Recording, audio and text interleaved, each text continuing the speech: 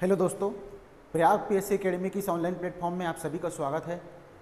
आज हम लोग छत्तीसगढ़ की जनजातियों के बारे में अध्ययन करेंगे। आज का हमारा जो नया टॉपिक रहेगा छत्तीसगढ़ की जनजाति।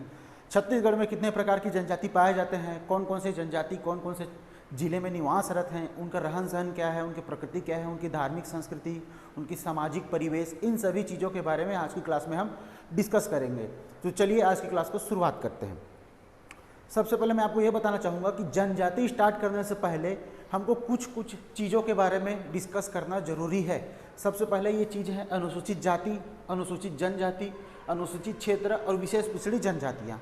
ये स्पेशल टर्म है, अनुसूचित जाति करके हम लोग बोलते हैं, लेकिन हमको एक्चुअल में समझ नहीं आता तो कि किन वर्गों को, किन समूहों को अनुसूचित जाति बोला जाता है।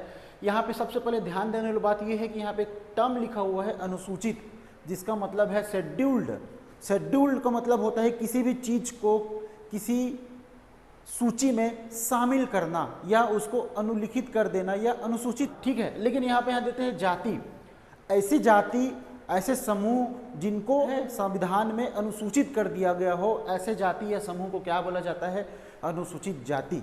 मेरे ख्याल से आपको समझ में आ गया होगा। ऐसे समाज के वर्ग या ऐसे जाति जिनको भारत के संविधान में अनुसूचित कर दिया गया हो, लिस्टेड कर दिया गया हो, उसे बोला जाता है अनुसूचित जाति, ठीक है। उसी प्रकार ऐसे जनजाति समूह या ऐसे ट्राइब जिनको सूचित कर दिया गया हो, कहाँ पे? भारत के संविधान में अनुसूचित कर देंगे तो वो जो जनजाति समूह, जो ट्राइब्स है, वो क्या कहलाएंगे? अनुसूचित जनजाति। सेम इसी प्रकार से शेड्यूल्ड एरिया, हमारे भारत के संविधान के अनुसूची 5 में अनुसूचित क्षेत्रों के बारे में वर्णन किया गया है। ऐसे क्षेत्र जो भारत के संविधान में लिस्टेड कर दिए गए हों, सूचित कर दिए गए हों, उन क्षेत्रों को बोला जाता है अनुसूचित क्षेत्र। तो मेरे ख्याल से आप सभी को अनुसूचित का मतलब समझ आ गया होगा। चलिए अब इस कंप्लीट परिभाषा को देखते हैं कि अनुसूचित जाति किसे कहा जाता है।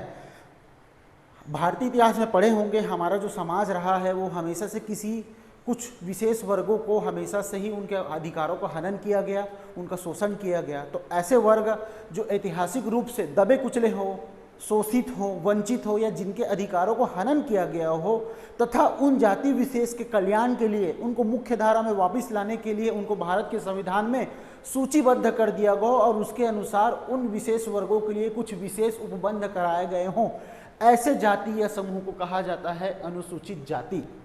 क्लियर है? मतलब ऐसे समूह या वर्ग जिनके विकास के लिए, जिनको समाज की मुख्य धारा में वापस लाने के लिए, उनके लिए कुछ विशेष उपबंध कराए गए हो और भारत के संविधान में अनुसूचित कर दिया गया हो, उन्हें बोला जाता है अनुसूचित जाति। मेरे ख्याल से आपको समझ आ गया होगा। अब हम लोग बढ़ते हैं अनुसूचित जनजाति। ये है अनुसूचित जाति जो समाज में रहते हैं, जिनका समाज के वर्गों, कुछ विशेष वर्गों द्वारा शोषण किया गया हो ऐतिहासिक रूप से, उन्हें हम लोग बोलते हैं अनुसूचित जाति, ठीक है। अब आते हैं अनुसूचित जनजाति।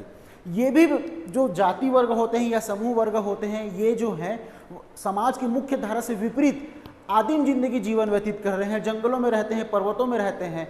तो उन लोगों को समाज की मुख्य धारा में लाने के लिए भारत के संविधान में भी कुछ इनके लिए विशेष उपबंध कराया गया है और भारत के संविधान में इन्हें अनुसूचित किया गया हो। तो ऐसे जाति या समूह जिनको समाज की मुख्य धारा में लाने के लिए संविधान में कुछ विशेष उपबंध किए गए हों और संविधान में अनुसूचित कर दिए गए हों, ऐसे जाति समूह को क्या बोलते हैं? जनजाति समूह।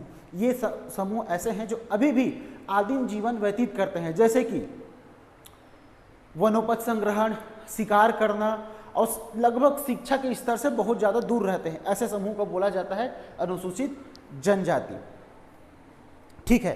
अब थोड़ा सा आगे बढ़ते हैं। यहाँ पे हम लिखा हुआ है अनुसूचित क्षेत्र। जिस प्रकार यहाँ पे अनुसूचित का मतलब संविधान में अनुसूचित कर देना, उसी प्रकार यहाँ भी जो है संविधान में ही अनुसूचित करना होता है। बशर्ते क्या है? यहाँ पे है क्षेत्र। ऐसे क्षेत्र जहाँ आदिवासियाँ निवास करते हैं, जनजाति समूह निवास करते हैं, उन क्षेत्रों का विशेष रूप से प्रशासन जो है राष्ट्रपति के माध्यम से किया जाता है। मतलब एक विशेष शासन प्रणाली विकसित किया गया है जहाँ का प्रशासन सीधे तौर पर हमारे भारत के महामहिम श्री राष्ट्रपति के द्वारा प्रशासित किया जाता है। ऐसे क्षेत्र को बोला जाता है अनुसूचित क्षेत्र। अब सवाल ये उठता है कि ऐसा क्यों किया गया? तो अनुसूचित क्षेत्रों में अनुसूचित जनजातियां निवास करती हैं, आदिवासी निवास करती है, उनका एक विशेष रहन सहन होता है, उनकी धार्मिक संस्कृति होती है, सामाजिक परिवेश होता है, तो उन धार्मिक और आर्थिक और सामाजिक रूप से उनको सुरक्षा प्रदान करने के लिए, तो ऐसे क्षेत्र जो भारत के संविधान में अनुसूचित हो गए हों, जिनका प्रशासन विशेष शासन प्रणाली के द्वारा किया जाता है, ऐसे क्षेत्रों को अनुसूचित क्षेत्र कहा जाता है। कहाँ पे वर्णन है? भारत के संविधान के अनुसूची 5 में। तो इसी के अंतर्गत अनुसूचित क्षेत्र, छत्तीसगढ़ भी उस अनुसूचित क्षेत्र वाले राज्यों के समूह में शामिल है। तो हमारे छत्तीसगढ़ में कितने जिले और कितने क्षेत्र अनुसूचित क्षेत्र में शामिल है, इसको हम लोग हल्का सा डिस्कस कर लेते हैं। आप सभी को पता है कि हमारे छत्तीसगढ़ में वर्तमान में कितने जिले हैं? अभी वर्तमान में 28 जिले हैं, लेकिन बहुत जल्द इन जिलों की संख्या हो जाएगी 33। तो अभी के जो वर्तमान परिप्रेक्ष्य के अनुसार हम देखते हैं कि छत्तीसगढ़ में कौन कौन से अनुसूचित क्षेत्र शामिल है। तो सबसे पहले हमारे छत्तीसगढ़ में 28 जिलों के अनुसार ऐसे जिले जो पूर्णतः अनुसूचित क्षेत्र में शामिल है, पूरे जिले को उस अनुसूचित क्षेत्र में शामिल कर दिया गया है। ऐसे जिलों की संख्या है 14। हमारे छत्तीसगढ़ राज्य में 14 ऐसे जिले हैं जो पूर्णतः अनुसूचित क्षेत्र में शामिल है। अब कौन कौन से जिले शामिल होंगे? देखिए, सबसे पहले हम देखते हैं सरगुजा संभाग, सरगुजा संभाग, बस्तर संभाग। सरगुजा संभाग के पूरे 5 जिले, वर्तमान में 5 जिले, हालांकि भरतपुर, मनेन्द्रगढ़, चिरमिरी भी एक जिला बनने वाला है, लेकिन वर्तमान में जो 5 जिले हैं वो हमारे अनुसूचित क्षेत्र में शामिल है। कौन से संभाग के? सरगुजा संभाग के। और हमारे बस्तर क्षेत्र में जो जिलों की संख्या वो है कितनी है? 7। तो बस्तर संभाग के 7 जिले और सरगुजा संभाग के 5 जिले, ये सभी जिले पूर्णतः अनुसूचित जिलों के रूप में सूचीबद्ध है। उसके साथ साथ 2 अन्य जिले आते हैं, एक होता है हमारा कोरबा और दूसरा होता है जीपीए, गौरेला, पेंड्रम, मरवाही। 7, 5, 12, 13, 1, 14। इस प्रकार कुल 14 जिले जो हैं हमारे छत्तीसगढ़ के पूर्णतः अनुसूचित जिले हैं। ठीक है, अब आते हैं कुछ ऐसे जिले भी हैं जो पूर्णतः ना होकर आंशिक रूप से छत्तीसगढ़ के अनुसूचित क्षेत्र में शामिल है। उन आंशिक रूप से पूर्ण जिलों के रूप में अगर हम देखें तो उनमें सबसे पहला नाम है धमतरी, गरियाबंद, राजनांदगांव, दुर्ग और रायगढ़। ये 5 जिले ऐसे हैं जिनके कुछ कुछ क्षेत्र हमारे अनुसूचित क्षेत्र में शामिल है। इसके साथ साथ ये प्रश्न उठता है कि हमारे छत्तीसगढ़ में कितने आदिवासी विकास खंड है? तो हमारे छत्तीसगढ़ में कुल विकास खंड की संख्या कितनी है? 146। तो इन 146 में 85 विकास खंड ऐसे हैं जो पूर्णतः, या इनको ये बोल सकते हैं कि ये जो है हमारे आदिवासी विकास खंड है। ठीक है, अब हम लोग आगे बढ़ते हैं विशेष पिछड़ी जनजातियाँ। अभी तक हम लोगों ने देखा अनुसूचित जाति, अनुसूचित जनजाति तथा इनके अलावा और समूह या वर्ग समूह होते हैं जो विशेष रूप से पिछड़ी जनजाति हैं, विशेष रूप से पिछड़े हुए हैं, उन्हें विशेष पिछड़ी जनजाति कहा जाता है। इनका कुछ कुछ परिभाषा है या इनका कुछ स्टैंडर्ड डिफाइन किया गया है कि किन किन जाति समूह या वर्ग समूह को विशेष पिछड़ी जनजाति समूह में शामिल किया जाएगा। तो सबसे पहला होता है उनका साक्षरता दर जो होता है वो 2% से कम हो। ऐसा जाति समूह जिसकी साक्षरता दर 2% से कम हो। दूसरा इसमें कंडीशन ये है उनकी जनसंख्या या तो स्थिर हो या घट रही हो, जिनकी जनसंख्या स्थिर हो या घट रही हो। तीसरा है वो अभी भी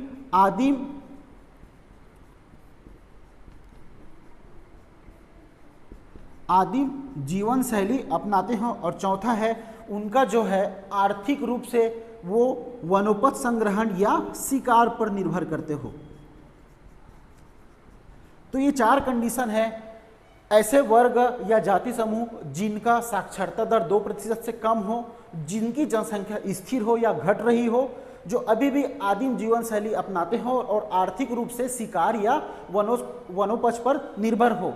ऐसे जाति समूह को विशेष पिछड़ी जनजाति समूह में शामिल किया जाता है। पूरे भारत भर में ऐसे कुछ विशेष पिछड़ी जनजाति हैं जिनको शामिल किया गया है, उनकी संख्या है 75।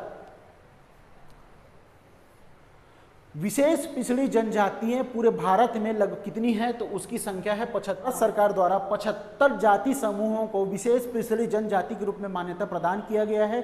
इन 75 जनजातियों में से हमारे छत्तीसगढ़ में कितनी जनजातियां हैं? 5 जनजाति है। उनकी संख्या कौन कौन सी है? सबसे पहले आएगा हमारा बैगा जनजाति, दूसरा है अबुझमाड़िया जनजाति, बैगा, अबुझमाड़िया। फिर तीसरे नंबर पे हो जाएगा कमार, पहाड़ी कोरवा और बिरहोर। ये 5 जाति समूह ऐसे हैं जो छत्तीसगढ़ में विशेष पिछड़ी जनजाति के रूप में मान्यता प्राप्त है। जो बैगा जनजाति समूह का निवास स्थल है वो हमारे छत्तीसगढ़ के मैकल पर्वत श्रेणी, मैकल पर्वत श्रेणियों के आसपास ये बैगा जनजाति निवास करता है। दूसरा जनजाति अबुझमाड़िया, अबुझमाड़ी जनजाति है जो मुख्य रूप से अबुझमाड़िया पहाड़ियाँ जैसे कि नारायणपुर, बीजापुर, दंतेवाड़ा इस वाले एरिया में ये मुख्यतः पाए जाते हैं। कौन सा जनजाति समूह? अबुझमाड़िया। अगला है कमार। तो कमार जो जनजातियों का निवासरत क्षेत्र मुख्यतः गरियाबंद जिला और उनके आसपास के एक दो और जिलों को शामिल कर सकते हैं। कौन सी जनजाति समूह? कमार जनजाति समूह। अगला है पहाड़ी कोरबा। पहाड़ी कोरबा का जो निवासरत है वो ये है सरगुजा, बलरामपुर और कोरबा, बिलासपुर, रायगढ़, ये वाला जो एरिया है ये बिरहोर और पहाड़ी कोरबा जनजाति समूहों का निवास स्थल है। 5 जनजाति समूह हैं जो भारत सरकार द्वारा विशेष पिछड़ी जनजाति समूह में शामिल है। इसके अलावा 2 और जनजाति समूह हैं जो राज्य सरकार के द्वारा विशेष पिछड़ी जनजाति के रूप में मान्यता प्राप्त हैं, जिनको क्या करना है, जिनका राज्य सरकार अलग से प्रबंध करती है, उनके विकास के लिए अलग से योजना बनाती है। वो जनजाति कौन है? 2 प्रकार की विशेष जनजाति हैं। एक है हमारा पंडो और दूसरा है इसी क्षेत्र में निवास करते हैं हमारा भुजिया। तो अगर आपसे क्वेश्चन बनता है कि राज्य सरकार के द्वारा कितनी जनजातियों को विशेष पिछड़ी जनजाति के रूप में शामिल किया गया है, तो उसका आंसर आएगा 2। कौन कौन सा? पंडो और भुजिया। अगर सवाल ऐसा बनता है कि भारत सरकार के द्वारा छत्तीसगढ़ में कितनी जनजातियों को विशेष पिछड़ी जनजातियों में शामिल किया गया है, तो उसका आंसर आएगा 5। कौन कौन सी? बैगा, अबुझमड़िया, कमार, पहाड़ी कोरबा और बुरहोर। लेकिन कभी कभार सीजीपी ऐसा भी क्वेश्चन पूछता है कि छत्तीसगढ़ में कुल विशेष पिछड़ी जनजातियों की संख्या कितनी है, तो इसका आंसर आ जाएगा 5 भारत सरकार के द्वारा और 2 राज्य सरकार के द्वारा। कुल कितनी जनजाति समूह में? टोटल 7 जो है विशेष पिछड़ी जनजाति समूह में शामिल होगा। तो ये था हमारे छत्तीसगढ़ की जनजातियों के बारे में इंट्रोडक्शन क्लास। इसका आगे का क्लास आपको अगले वीडियो में प्रोवाइड किया जाएगा। तब तक के लिए जय हिंद, जय भारत, जय जोहार, जय छत्तीसगढ़।